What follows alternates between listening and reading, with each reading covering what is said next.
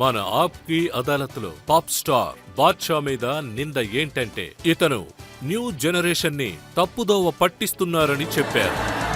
బాద్షా, మీరు 45లో most followed ఆర్టిస్టుల్లో 4వ స్థానం సంపాదించారు. యంగ్స్టర్స్ మిమ్మల్ని ఎక్కువగా అనుసరిస్తారు, కానీ మీ పాటలో, మీ ర్యాప్లో ఎన్నో వర్డ్స్ యూజ్ చేస్తారు. తాగడం, అమ్మాయిలు, డబ్బు, గన్, బండి. మీరు అందరినీ తప్పుదోవ పట్టిస్తున్నారా? వీళ్ళందరూ ఆల్రెడీ చెడిపోయే ఉన్నారు. ఇంకా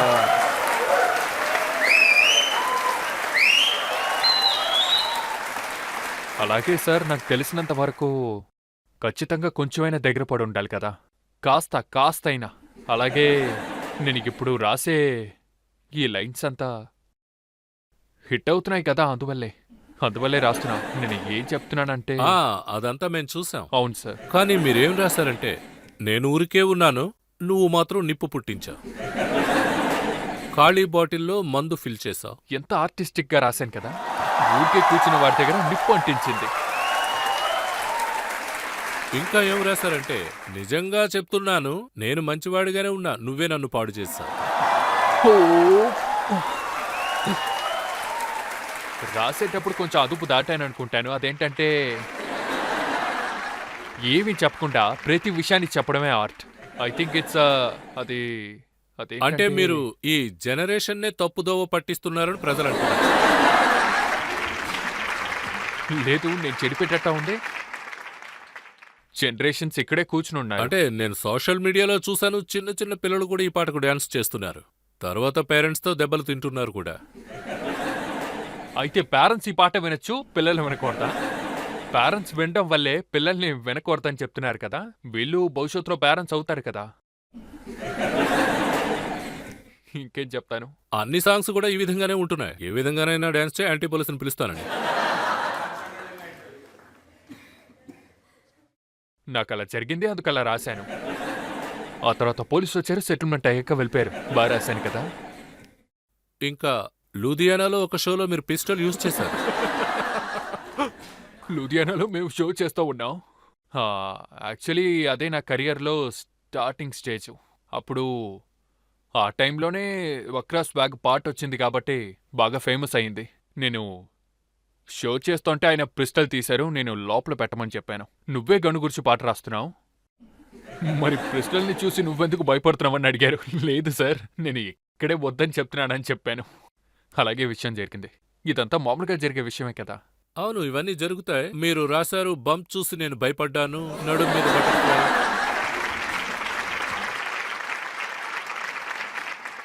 దీని అర్థం ఏంటో మీరు చెప్పండి. మీ నడుము బటర్ఫ్లై, మీ బాడీ బటర్లా ఉంది. బమ్ బటర్ఫ్లై, అది బొమ్మని కదా చెప్తారు కదా, ఎక్కువ చెప్తారు కానీ రాయలేను కదా, అందుకే బొమ్మని రాశాను.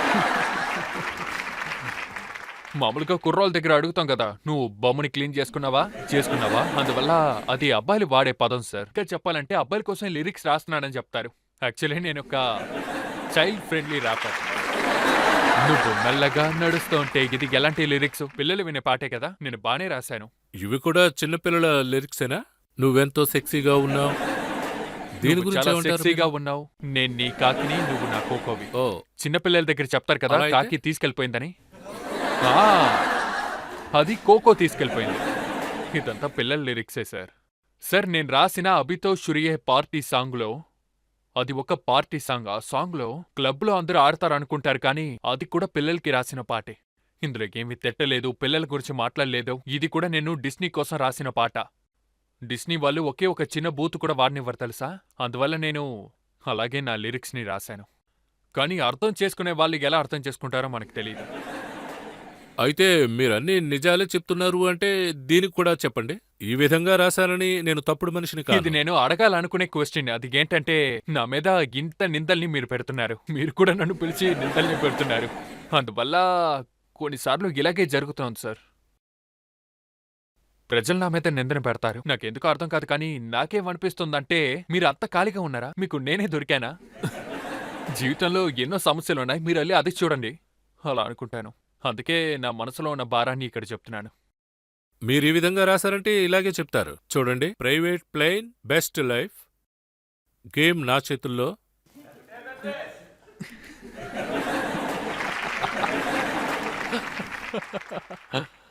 సార్ కొంతమంది మీద నాకు కోపం ఉంది.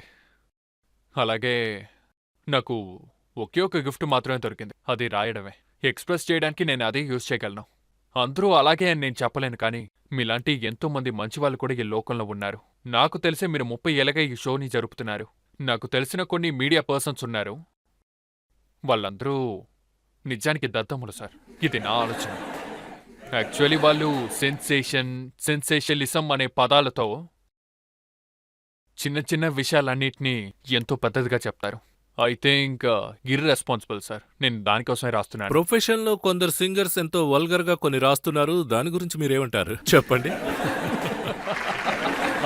అవును, నిజమే సార్, నిజమే. అది ఖచ్చితంగా నిజమే.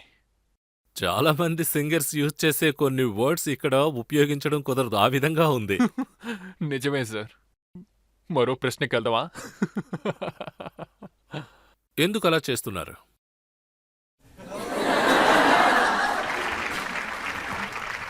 సార్, చేయకుండా ఉండడానికి నేను ఎంతో ప్రయత్నిస్తున్నాను, కానీ ఇప్పుడు సడన్గా ఏమవుతుందంటే సడన్గా ఒక ఇన్స్టింక్ట్ వస్తుంది. నేను ఏం చెప్పాలనుకుంటున్నానో అది నేనే చెప్పాలనుకుంటాను. మీకు ఈ పేరు బాగా నచ్చుతుందా? మీ ఇన్స్టాల్లో బ్యాడ్ బాయ్ అలా అని మీరు రాశారు.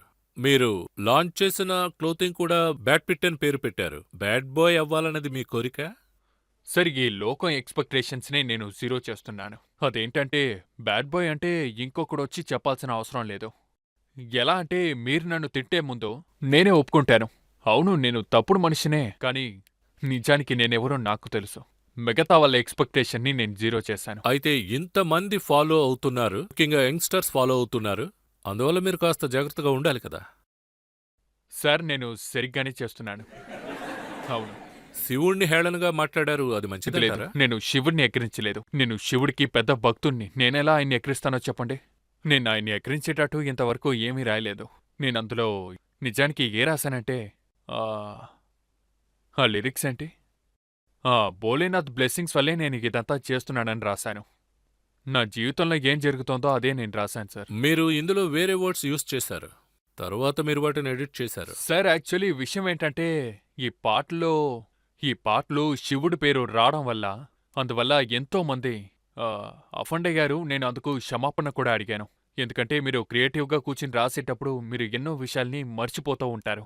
మీరు ఉత్తి క్రియేటివ్ ప్రాసెస్ ఎలా జరగాలని మాత్రం ఆలోచిస్తూ ఉంటారు. కానీ నేను రియలైజ్ చేశాను, సమయం గడిసే కొద్దీ నాకు కూడా అర్థమైందా, అదేంటంటే నేను కూడా ఒక సోషలీ రెస్పాన్సిబుల్ పర్సన్ అనే అర్థమయ్యింది. అలాగే నేను చేసిన తప్పుని నేను అర్థం చేసుకున్నాను, క్షమాపణ కూడా అడిగాను. నేను శివుడిని కాదు, ఏ దేవుణ్ణైనా సరే, ఏ మతానికి చెందిన దేవుణ్ణైనా సరే, ఒక్క విషయం కూడా ఇంతవరకు నేను ఎప్పుడు తప్పుగా మాట్లాడిందే లేదు. పబ్లిక్ మనసులో ఏముందో మనం తెలుసుకుందాం. మీరేమన్నా అడగాలనుకుంటున్నారా? ర్యాప్ పాడాలనుకుంటున్నాడు. పాడాలనుకుంటున్నారా? పాడండి. पड़ोसी पूछे घर पे करता क्या है काम लोंडा, 12 लोग गैल लगता नहीं आम लोंडा, दाढ़ भीच के यो करे बात सब कयो घूर घूर देखे रोले तारे सुबह शाम लोंडा, नशे वाली चीज पाली ना कदी भी ओए, टोरा पूरा लेरा बोस वाली फील लोए, तेरी छाती ते भी चोड़े मारे टायर बोए, आमे चढ़ चढ़ के यो मानता नहीं हार छोरा, 2 लीटर का रखा काला घोड़ा फोड़ का, चढ़ा दूं उसके ऊपर जो घना हूं बोल रहा, यंग ब्लड मारा मारे यो उबाले रोज बात चीज स्ट्रोंगर, लोंडा भी तो तगड़ा हो रहा, क्रेजी कहवे मुझे गैल खेल लगे एम, डिफरेंट लाइफस्टाइल मेरी डिफरेंट मेरी वॉक बॉय, बुल्ट का यो जोड़ा रखा जोड़ा shepherd dog boy hop boy, कहवे मुझे करम कंडी छोरा, मैं RCNG की गाड़ी में भी काटू पूरा टोरा.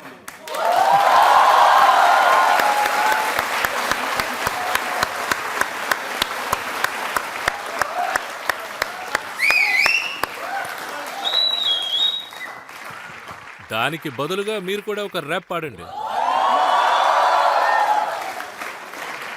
అది నేను ఇప్పుడే రీసెంట్గా రాశాను. యాక్చువల్లీ నా అజెండా ఏంటంటే ఇండియన్ మ్యూజిక్ని గ్లోబల్లో తీసుకెళ్ళాలి. అందుకని ये गोरे बोरों से हिंदी बुलवा देंगे, काइली जेनर को बिंदी लगवा देंगे, और जो देखकर हमें गेट होते थे बंद सारे गेट खुलवा देंगे. दिलजीत पाजी को चला नाटू नाटू ऑस्कर, कामयाबी हमने दोनों हाथों से पकड़ के खींच ली, और कभी रेंज रोवर रेंज के बाहर होती थी, टाटा अंकल ने पूरी कंपनी खरीद ली.